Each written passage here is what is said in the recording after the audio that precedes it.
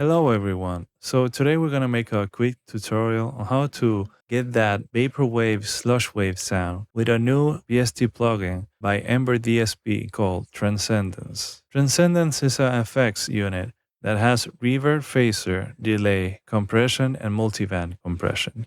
The reverb has two different algorithms. This one called Okinawa Sunset and this one called Garden of Eden. Depending of the algorithm that you have, these knobs are going to have different functions. So today I'm going to use Okinawa Sunset because this is the one that I prefer with the type of track that I'm trying to create ambience. So I have this track. It's a 80s synth pop track. It's sample free. I did it from zero, no sampling. So I hope you like it. Let's hear a little bit without any effects.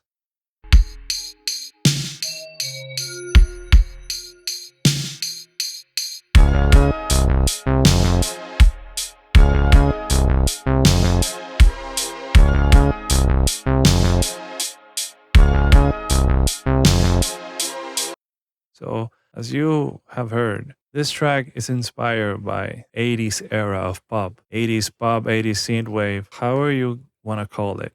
So the first thing that you need to do when you're trying to get that vintage sound is to use vintage synths that help you out with that kind of sound. You don't have to then add more effects to get the sound. You get the sound from the VST plugin itself. For example, a good emulation on FL Studio is Sawyer. Let's give you that sample, a bass. It has that vintage sound from the box. You don't have to then add more saturation or EQ to get a similar sound. So that helps you out to make your tracks faster.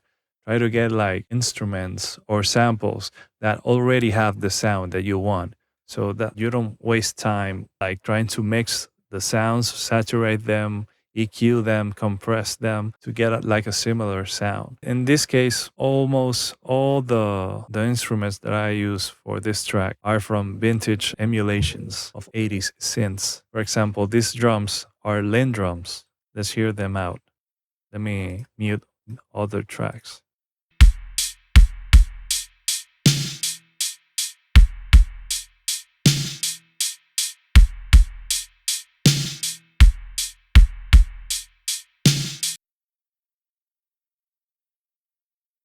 So as you can hear, I added like a reverb gate to the snare. So it has like that vintage 80s snare sound. So after I'm done with creating my track and mixing some of the bus, for example, in this drum bus,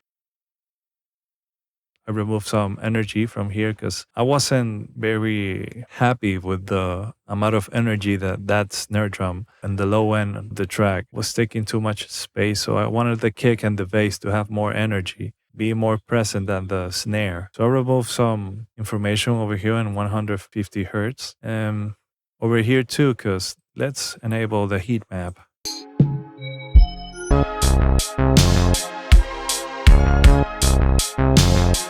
As you can see on the heat map, the drum bus doesn't have too much information over here. So it doesn't make any difference. I can remove some of that information so my synths can breathe more and have more space in the mix. And some wave shaper to tame some of those transients. I added for the bass some distortion. So yeah, you got the idea. So after all the mixing step and all that, something that you got to get in mind is that if you're making a track, then you later are going to sample in Slushwave in particular or Vaporwave. After you're done, you're gonna add more effects like more delay or reverb or other stereo effects. So if your track already has too much stereo information, when you're going to make it more vaporwavy or more ambient like, you will have more issues. So our recommendation that I give is to don't get too reverb and delay happy, or don't put too much effects on the track that you're gonna sample. Keep it simple So that way, when you later add the effects under your master channel, doesn't like you don't then have to fix the track with EQ or mid-side EQ because things got too overwhelming, if you know what I mean. So a thing that I like to do to get a more vintage sound is add an isotope vinyl with the 1980s filter preset. It's pretty much an EQ that removes low and high information. And that helps me to get like the vintage sound out of the box. So let's hear it out with and without.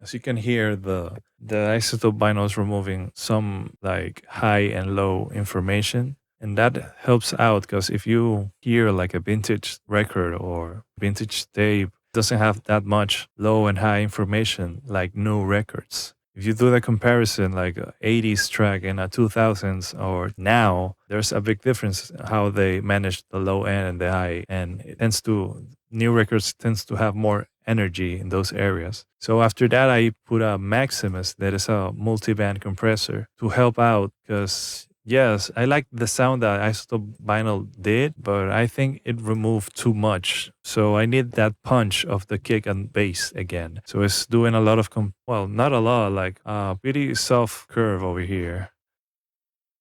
I added a bit of pre-gain so it compresses more. And then I remove some pre-gain for the mid section of the mix because what we're doing right now with Transcendence, we're gonna add more mid information, so I need less of that so it doesn't sound like too overwhelming.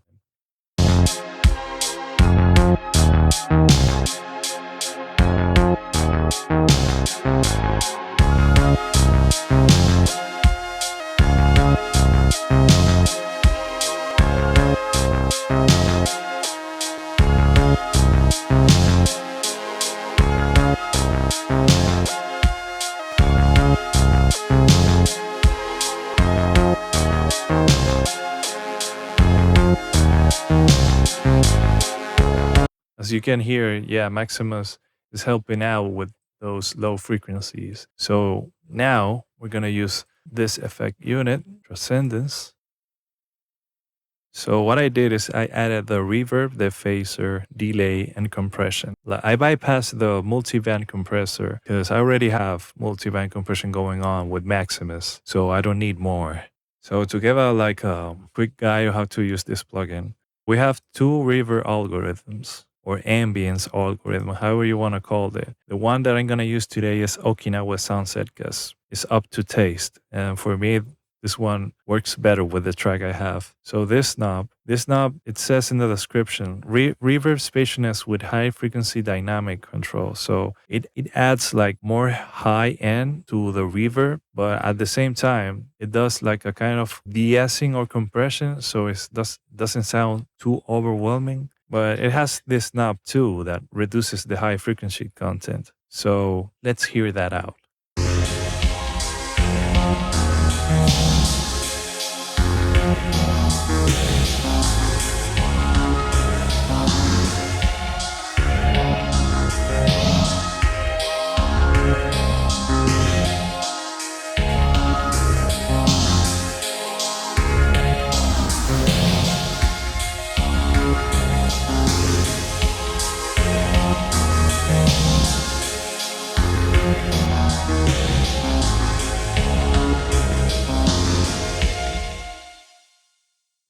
So I do like that sauce the reverb is getting from this high frequency dynamic control and the reverb and stuff. But the hi-hat, it's getting like too annoying. So that's why I reduced the high frequency content with this soft bottom.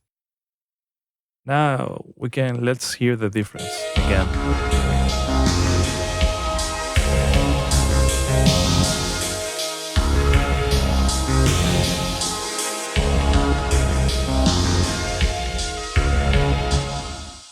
So at the end of the day, it's up to taste. I don't like that too much high frequency energy. In this track in particular, I wanted to make like a more dark sounding track. But yeah, it sounds good either way. But okay, so this knob over here is the compressor, responsiveness, and strength. But over here is like more like a mix knob. Let's hear it out.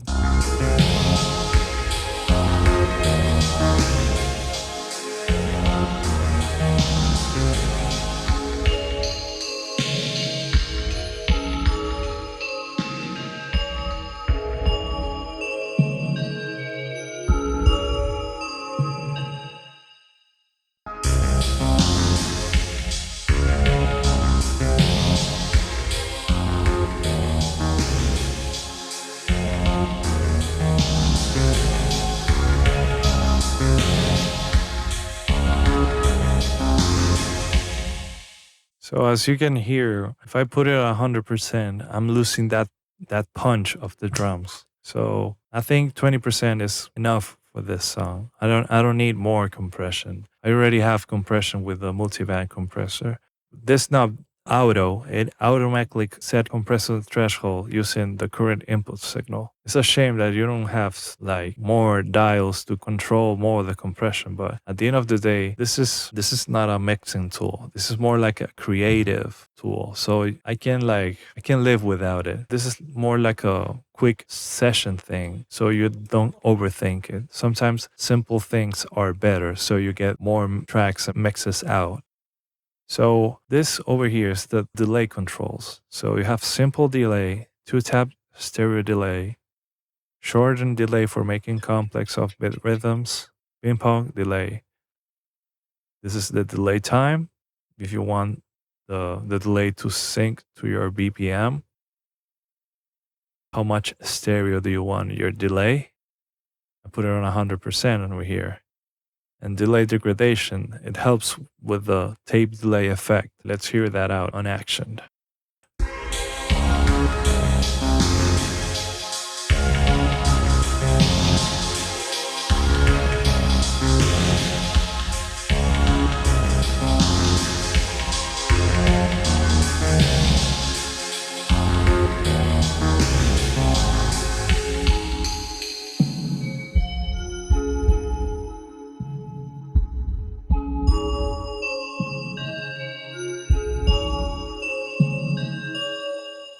So as you can hear, when the delay hits, it doesn't have like the full frequency spectrum. It's like a tape delay. And this knob over here is the trim.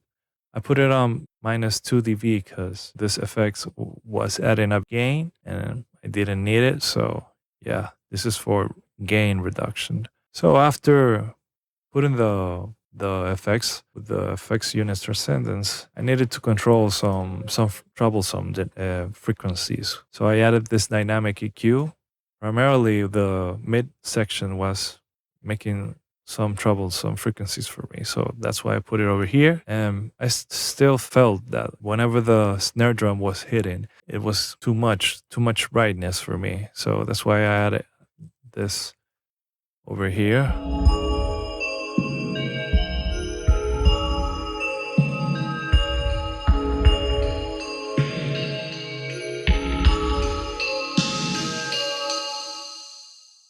After that, I added some mid-side EQ to remove some of the muddiness of the reverb. I don't like my low frequencies to have too much stereo information because it gets muddy real fast. Let's hear the difference. Try to hear this on headphones so you can really appreciate how much mid-side EQ can do to your mix.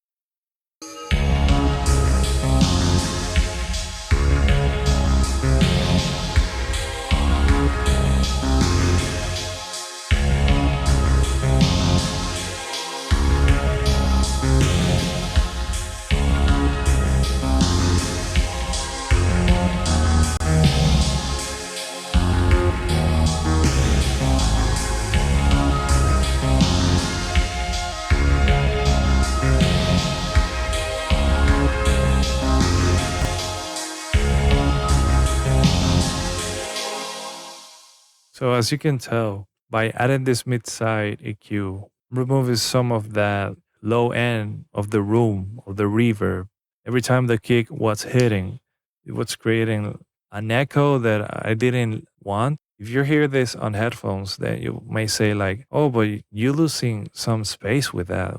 Yeah, it's a good argument, but at the end of the day, I don't know where this song is gonna be played. Maybe one day some people will use his stereo equipment, his speakers, and that could create some phase issues and stuff that I don't want to cripple the experience of the speakers users. I know in my headphones it doesn't sound that bad, or maybe for you it sounds good, but I want this track in particular to be played in all kind of systems. So after that, I added some tape saturation, and well, this tape bus emulation has two functions. It's gonna help me tame that high information. I know already the M dynamic EQ is doing most of the work, but this tape bus emulation adds like color and has like a de-essing effect. So let's hear it.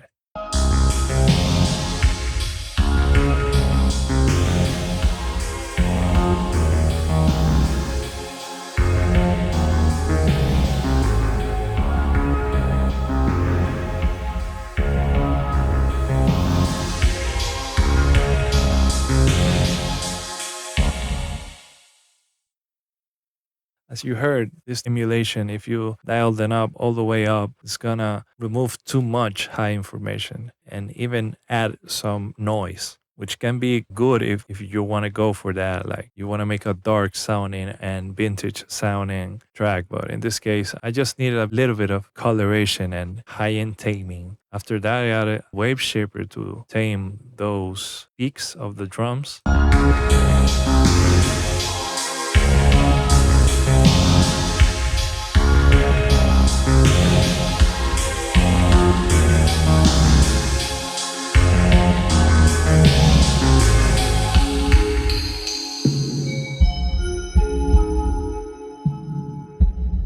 So yeah, this is my quick guide on how to get that Slushwave vaporwave sound. This affects unit transcendence. It's a good investment. You don't have to waste time trying to get the perfect sound. So in my opinion, if you don't want to lose too much time and nailing knobs with your different effects plugins, then this is a good investment that you can have. It has the sound out of the box.